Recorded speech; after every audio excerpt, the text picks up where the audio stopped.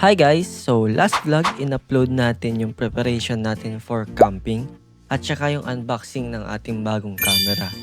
But the problem is nakalimutan ko na meron pa pala akong na-record before that day. So kung ano yon, eto ang mga naganap. Hi guys! It's another day, another vlog. So for today's video, nag-prepare lang naman tayo ng mga pang-camping natin dahil malapit na yung birthday natin. It's ano ba ngayon?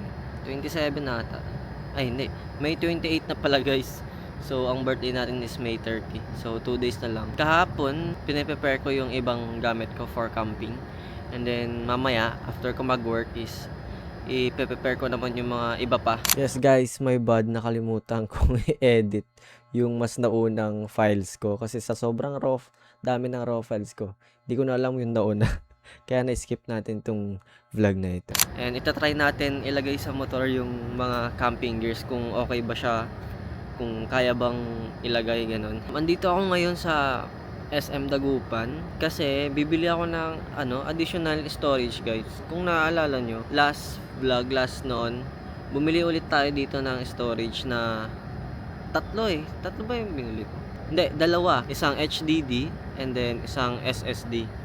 So bibili ulit ako ng additional SSD kasi 1TB na yung binili ko last time. Kaso puno na ulit guys, and malalaki kasi yung files pag sa video editing. So kailangan ko ng additional storage. And then sa storage ko din sa mga vlogs ko, ganun. Kaya kailangan ko ulit bumili kahit na mahal. No choice tayo, kailangan nating mag-invest sa mga storage. Ganun talaga guys Actually, tatlo na yung storage ko doon sa apartment na ginagamit sa work, but mapupuno na sila sa totoo lang. Ganoon kalaki yung mga files ng videos kasi sobrang daming videos guys, kaya kailangan ko ng madami ring storage. Tapos umalis ako doon ng mga 9, no, na oras ba umalis ng ng Alaminos? Mga 8:30 ganun. Pero 11 pa ang bukas ng SM Napakainit guys, sobrang init. Actually muntik ako hindi matuloy kasi bago ako umalis ng Alaminos, nauulan dun. Binilisan ko. Dito naman sa Dagupan hindi umulan. So okay lang. Pwede ba maglakad dito? Baba muna ako guys kasi sarado pa. 11 AM pa magbubukas. Kaya baba muna tayo sa baba. Hanap tayo mga tatambayan muna sa gabi. Isang oras pa sayang oras natin. Unfortunately guys, hindi ako makakabili ng SSD kasi sobrang mahal ng SSD ngayon. Like, nagdoble yung price niya.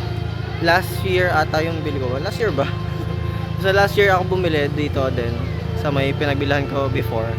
Nasa 5.6 yung 1TB na Seagate. Ngayon nasa 10 to 12,000 ang SSD.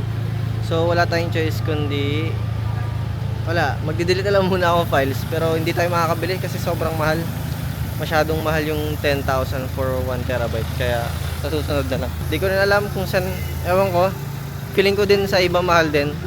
Kaya siguro hindi muna ako bibili ngayon. Though meron pa namang super konting space if ever magdi-delete ako. Kaya gawan na lang natin ng paraan kaysa gumastos tayo ng 10,000 for 1TB. Parang hindi siya worth it. Uwi na tayo guys. Wala tayong choice. Mahal ng storage. Sa susunod na lang tayo bumili. Hi guys, so ayun. Nakabalik na tayo dito sa apartment. But nakatulog ako kanina.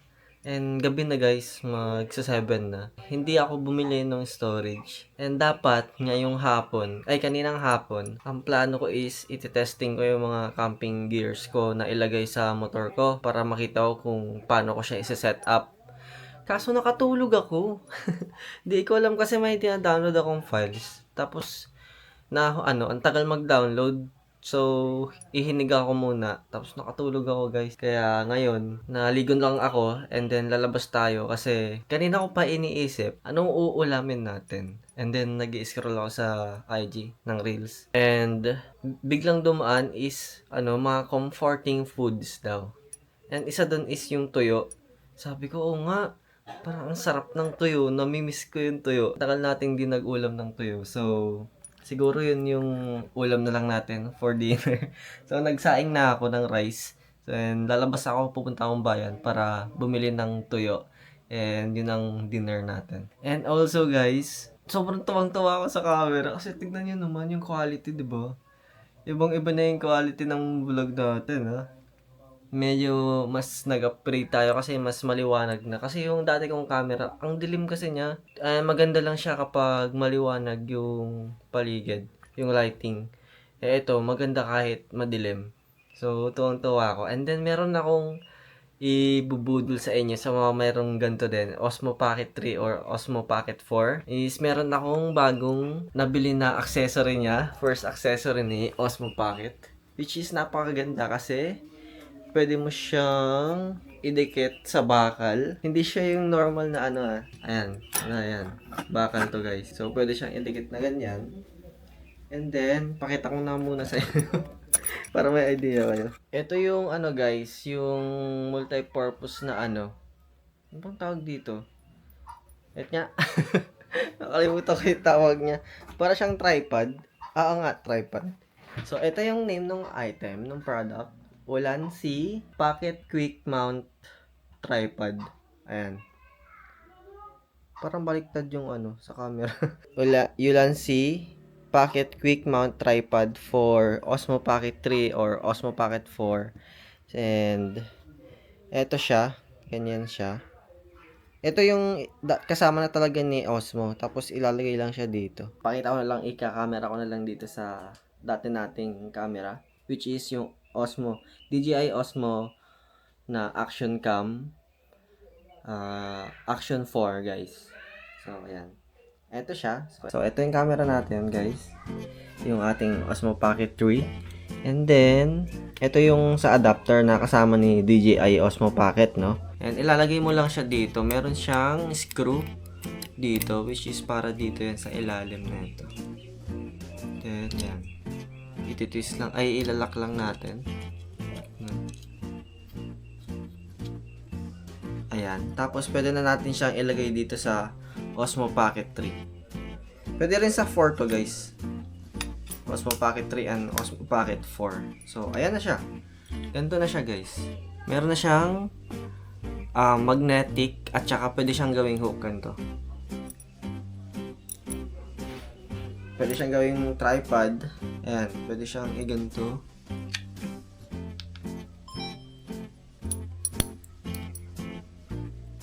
Ayan. Tapos, gaganto mo siya. Open mo. Ayan. Ayan na siya. Ayan, ganyan na siya, 'di ba? Naging mataas na yung angle niya. So, kung nabibitin kayo sa height ni Osmo Pocket 3, so pwede mo siyang gawing ganyan. And then, meron din siyang hook dito. Ang hirap naman mag-demo. Ayan, ganito. May hook siya dyan. Tapos, wait lang. Pakita ko sa inyo. Ayan, pwede rin siyang ganyan. Or, pwede rin siyang ganito. Ganyan. Nakapatong lang. 'Di ba? Mas madami kayong option na angle pag ito yung gamit nyo. Instead yung mga ibang accessories na medyo bulky siya tignan. Ito kasi mapaka-minimalist. Tapos pwede rin siyang magnet. Malakas yung magnet. Sample natin dito. Wala akong mga magnetan na bakal. Dito lang sa mic. Ayan. 'Di ba? So, magnetic na siya. Tapos may tripod ka pa. And then, ito pa guys. Ang maganda. Papakita ko sa inyo. Ito. Yung hook niya guys. Ayan. So, meron siyang hook dito. Para pag sa mga overhead, try natin sa Ayan. Pag may mga overhead shots kayo, gusto nyo mag something creative, or dito na lang. Ayan. 'Di ba? Ayan, dyan yung camera natin, 'di ba? Nasa taas tayo. So, napakadaming option natin sa mga angles kapag yun yung gamit nating tripod. Tapos magnetic pa and all. And yeah, yun lang. Share ko lang yung nabili kong item kasi nakita ko lang din siya. And sabi ko try natin. Which is maganda naman, 'di ba? Nakita niya naman. And yun lang, lalabas na ako guys. Pawis na ako. Hindi nakabukas yung aircon. Hindi ko pa binubuksan. Kasi nagtitipid ako sa kuryente. So tara guys, labas muna tayo. And just like that, nakabalik na tayo agad. Parang 3 minutes lang nakabili na ako agad ng ano. Eto, bumili ako ng isang tuyo. Tapos, meron pa tayo ditong ano, itlog na maalat. Tapos, may kamatis. Ayan, ito na ang ulam natin. Makaulam ko pa yan bukas. So, ang gawin natin is, magpiprito lang muna ako. Ito yung gamit natin na ano, lutuan. Ayan yung gamit nating lutuan, guys. Hindi na yung induction. Tatry ko kung ano, hanggang gaano siya katagal. But I think matagal kasi minsan bumibili ako ng ulam ko sa labas eh. Hindi na ako gaano nakakapagluto, guys eh. Pero, ayan nga. Ito gagamitin natin pang luto. Ito nga yung nagustuhan ko sa pagsa-solo living, guys. Yung magluluto ka at matututo kang mabuhay mag-isa. Problema mo kung ano lulutuin, kung paano iluto, kung paano mag-budget, and paano mo babuhayin ang sarili mo na mag-isa lang. Kaya naman kahit mag-isa ko is na-enjoy ko ito. And guys, luto na yung ating tuyo. And then maghihiwa lang ako ng kamatis. Ito, 2. Para pandagdag sa ulam natin. Dito ko nahihiwain sa plato ko mismo. Sa asin lang guys ang ilalagay ko. Solve na ako dyan. Tapos gawa tayo ng sausawan na ito. Suka. Magkamay ba tayo? Parang gusto ko magkamay. Grabe no? Ang bilis ng panahon. Dati, inaantay ko lang magluto si mama bago kami kumain. Pero ngayon, ako na mismo nagpe-prepare ng ulam natin. Nakakamiss mag-ulam nito guys. Tagal ko pa lang din nag-ulam ng ganito. Buti na lang may nakita akong reels na about yung sa tuyo. Ayun, nag-crave tuloy ako bigla. At buti, malapit lang yung mga bilihan guys ng mga ano dito. Paglabas ko, merong parang mini grocery dyan eh. So mga 3 minutes away lang from dito sa apartment. Kaya nakabili tayo agad, diba? Napaka-convenient ng location natin. So next, gawa tayo ng sausawan.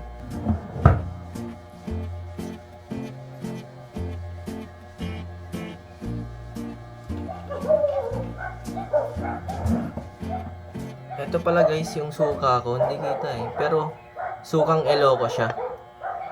Yung di ko gawa ba sa tuba? Iba siya eh, iba yung suka ko.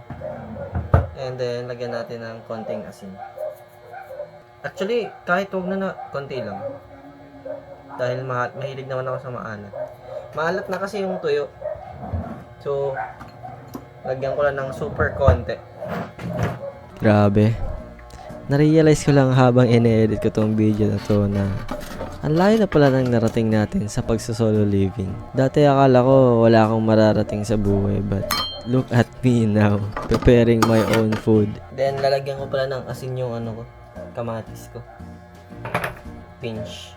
Kaya tara, kain muna tayo guys, and samahan niyo ako dahil na-miss ko tong ulam na tuyo. Let's go! Magkamay na nga ako guys para maiba. Okay, itadakimasu. Ayan ang ating dinner guys. Kain din kayo. Kakamay tayo. At kailangan ko pala ng pang-alis ng yung ano. Ito. Magkakamay ako pero ito. Inaalis ko kasi to. Yung kaliskis niya. Ng tuyo. Kayo ba? Ako inaalis ko to eh. Ang bango nung ano. Suka ko. Ang bango na itong sukang Ilocos guys. Bili kayo nito sa mga probinsya, sa mga gilid-gilid. Sa amin kasi may mga nagbebenta. Kasi babad natin itong suka, itong tuyo. Ito sa suka. Isa pa. Yun. Sarap. Feeling ko ulam ko pa ito bukas ng umaga. Dami kasi 1, 2, 3, 4, 5, 6, 7 7 pieces na tuyo. Tapos may kamatis pa tayo. So ako kasi guys, itong sa kamatis, mahilig ako na asin lang. Kahit nung bata ako. Kaya asin lang yung nilalagay ko. Ito okay naman sa bagoong. Kaso minsan, nangangati ako sa bagoong. Kaya mas gusto kong asin lang yung nilalagay. Ewan ko sa iba kasi ayaw, may mga taong ayaw sa kamatis, diba? Ako kasi kinakain ko ng ganito lang raw. Ulam ko na ito kapag ano, kahit ganito lang. Kamis ng ganito ah.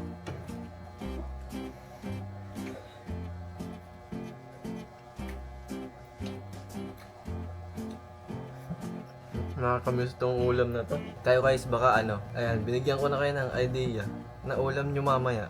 Baka hindi, wala rin kayong maisip eh. Try nyo yung mga ganitong ulam. Kasi minsan 'di ba na ano tayo, parang Ang naisip natin lagi is magluluto ng mga mahihirap. Eh, ito simple lang, piprito mo lang.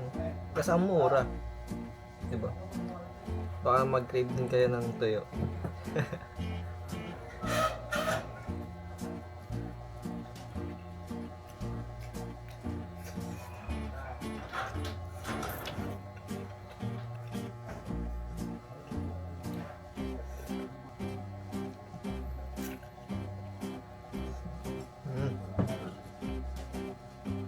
Share ko lang guys. Pag nagsusulat ako is kaliwete ako. Pag nagkakamay ako ng pagkakain, eto.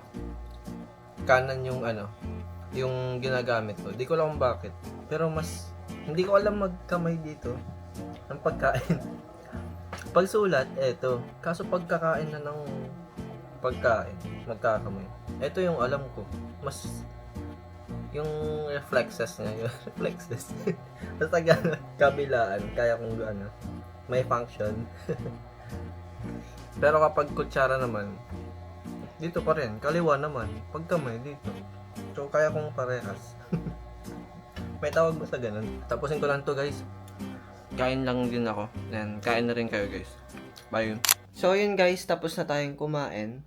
And then, pakita ko lang sa inyo to kasi last time may binili akong whiteboard. Para siyang whiteboard pero ano siya, yung plastic na lang, manipis. So, yun lang, binili ko para mas mura instead of yung whiteboard talaga na may kahoy. But eto is dinikit ko lang dito sa pader. And then, ang plano ko is gagawa tayo ng parang ng calendar para kunwari may mga schedule ako. Kunwari, May 30, ayun, birthday ko. Ino-note natin dito sa whiteboard na binili ko. So, gawa lang ako ng guys, ng yung template, yung design pala, design niya. So, dito ko siya pinesto sa tabi ng aking working area. Ayan. And mag-outline lang tayo ng calendar. At siya nga pala guys, sa di nakakaalam, medyo marunong ako ng very basic na pag-drawing. Sampulan ko kayo. Basic drawing. Yung mga lines lang guys pero yung mga yung mga complex na, hindi ko na kaya. May lumabas dito sa Google. Kaya try natin gayahin. Sinerge ko lang basic drawing. So ito, try natin tong gayahin. Kung marunong pa ba tayo mag-draw. Pero parang hindi ko kaya. So yun na nga. Feeling ko unahin natin yung body. Marunong lang ako mag-sketch pero hindi talaga ako marunong mag-drawing. So, sketch lang. Share ko lang. Kasi tagal na rin ako dinag-drawing. I-try ulit natin mag-drawing. Ayan. Tapos, yung buhok niya.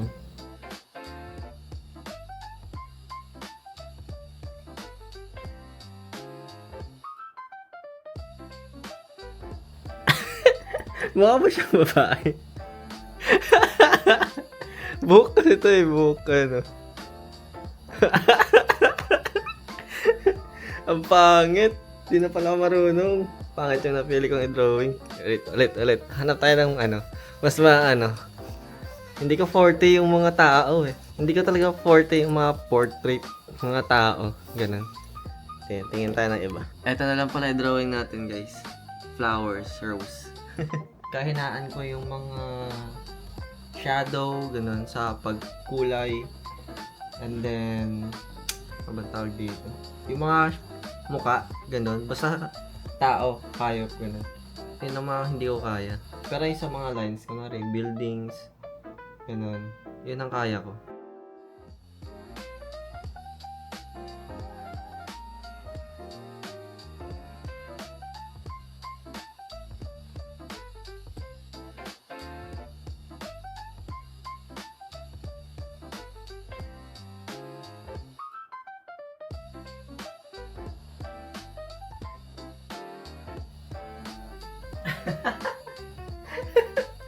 Ano to? Ang hirap naman mag-drawing sa pader. Parang hindi naman siya nagmukhang rose. May na talaga sa shadow. Tama na nga, tigil natin, gawa ng tayo. Ang hirap mag-drawing sa guys, sa pader, pero Ayan, di ko lang kung nagmukhang rose ba siya. Rate 1 to 10 guys. Nagmukha ba siyang rose? Ito yung ano, yung reference. Oh. Oh. 'Di ba? Wala lang shadow kasi yung sa akin. But ayan siya. So, tara, gawa na tayo ng ano, ng outline for the calendar. So, ayun guys, tapos ko nang i-outline yung ating calendar. So, this is it for the month of June. Sana is malagyan natin ng mga ano, mga goal natin, kumbaga. Kunwari, naisip ko kasi, kunwari may camping tayo, may gusto kong camping for this day. So, lagyan natin. June 25, camping. Ayan. Siguro may magsasabi sa inyo na meron naman sa phone, sa calendar, with alarm pa nga and notif. But, for me, parang mas gusto ko yung ano, yung hindi na kailangang i-open yung calendar para i-check kung ano yung mga ganap ko or may mga upcoming events. At least dito, since lagi naman ako dito sa working area ko, then lilingin lang ganyan, makikita ko agad na meron akong upcoming ano, mga dates na kailangan gawin. Mas prefer ko yung parang mas nakakagana siya or mas nakaka-excite kasi lagi mo siyang makikita. And then, andito lang naman. Ayan, nasa gilid ko lang. Kapag nag-work akong ganyan, kita ko ganyan, oh. Uy, meron tayong camping sa ano. Dito, dito, dito, dito, di ba? Sana meron, magawa natin yon yung, kunwari kahit thrice a month, or twice, or once. At least meron tayong malagay dito camping, or may ano tayo dito, travel to ganito, ganyan, or may coffee hopping tayo dito, coffee shop, ganun. 'Di ba? Or may lulutuin tayo, may content tayo sa araw na ito. Yung mga yun, yung mga gusto kong ilagay, guys. And then, ayan, hindi siya perfect. Since ang hirap, wala akong ruler, guys.